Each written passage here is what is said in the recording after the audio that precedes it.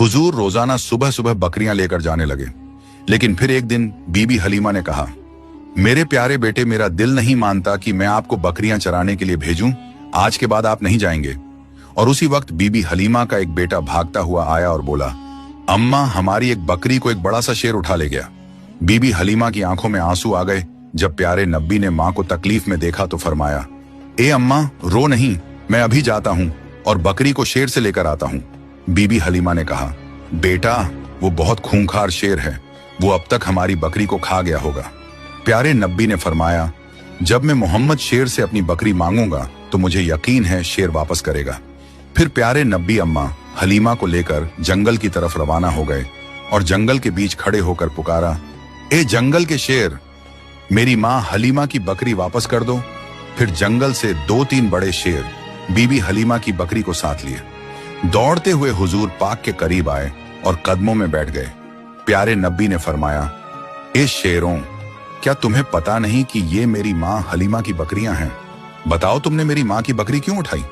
शेरों ने अदब से कहा, ए अल्लाह के प्यारे महबूब, जब आप बकरियां चराने आते थे तो हम छुप छुप कर आपके चेहरा ए मुबारक का दीदार करते थे, आपके हुस्न को देखते थे। ऐसा हुस्न हमने कभी ना देखा था। लेकिन जब आप 3 दिन तक बकरियों को लेकर नहीं आए तो हम सब बेचैन हो उठे। फिर हमारे बड़े शेर ने हमसे कहा, अगर प्यारे नब्बी का दीदार करना है तो बीबी हलीमा की बकरी उठा लो या मोहम्मद सल्लल्लाहु अलैहि वसल्लम।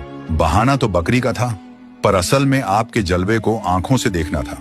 आप सल्लल्लाहु अलैहि वसल्लम ने शेरों को प्यार से देखा और बकरी लेकर वापस घर आ गए। जब इस मौजे का लोगों ने सुना तो हर तरफ शोर उठ गया कि हलीमा का 3 साल का बेटा शेर से बकरी वापस ले आया। वो सब ताज्जुब में थे कि ये कोई आम इंसान तो कर नहीं सकता। इस तरह बचपन से ही हुजूर पाक की मशहूरियत में इजाफा होता गया। रेगिस्तान की हवा उस दिन कुछ अजीब सी थी। बीबी हलीमा की झोपड़ी के पास बच्चे खेल रहे थे और नन्हे मोहम्मद सल्लल्लाहु अलैहि वसल्लम भी उन बच्चों के साथ कुदरती मासूमियत और सुकून के साथ खेल रहे थे। अचानक खेलते खेलते आपका चेहरा सफेद पड़ गया और आप जमीन पर गिर पड़े। आसमान से 2 फरिश्ते उतरे। उनके हाथों में चांदी का तसला था जो बर्फ और झमझम के पानी से भरा हुआ था। उन्होंने हुजूर को उठाया और नरमी से लिटाया और आपका सीना ए मुबारक चीर दिया। बच्चे दौड़ते हुए बीबी हलीमा के घर की तरफ भागे और चीखते हुए बोले, मोहम्मद के साथ अजीब वाकया हुआ है।